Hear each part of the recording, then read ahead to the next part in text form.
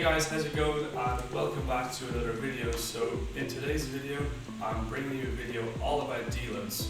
So I recently just finished up a deload last week, and I want to share with you what it is, why we use it, and how to implement it in your training for better results. So let's get into it. So what is a deload? So a deload is usually a week of training completed at reduced volumes and intensities compared to the prior mesocycle of training. They can be pre-planned or used in an auto-regulatory manner, i.e. your body's telling you, I need a break now, give me a break. So why do we need to take deloads? So as you train across the days and weeks, you should be lifting heavier weights, performing more repetitions, and training with greater volumes.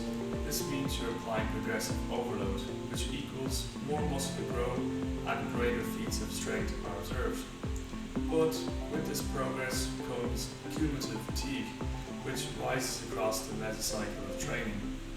This includes a rise both in local fatigue, i.e. your individual muscles such as your triceps and quadriceps, and systemic fatigue, which includes all muscles as well as psychological fatigue. During training, you will also experience higher levels of the stress hormone cortisol and microtraumas to connective tissues such as joints and ligaments. Both of these are not conducive to making further progress in your training. With higher levels of cortisol, you can't build muscle nearly as well, and your sleep may be affected. Microtraumas to joints might mean you can't train as intensely as you'd like, due to your body employing a protective mechanism to prevent further damage to connective tissues. If your connective tissues are not given time to heal, you may develop more serious connective tissue problems, ultimately stopping you from training, and which means you can't make further progress. You may even see a regression in performance and muscle size if kept out of training for a long time. So, how should you deload the right way? Well, there are two options here.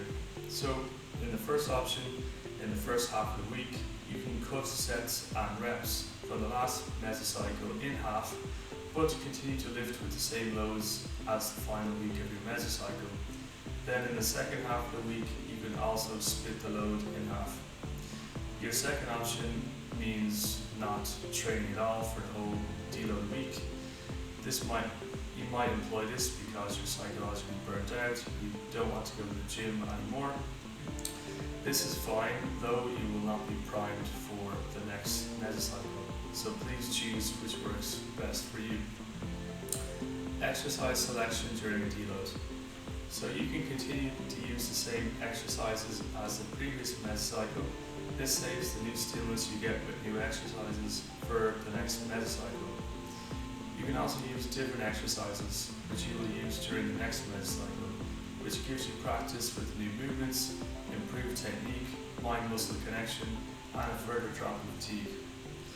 So there you have it guys, employ these strategies during your next deload for reduced fatigue, more time spent in productive training, improvements in performance, and more muscle growth.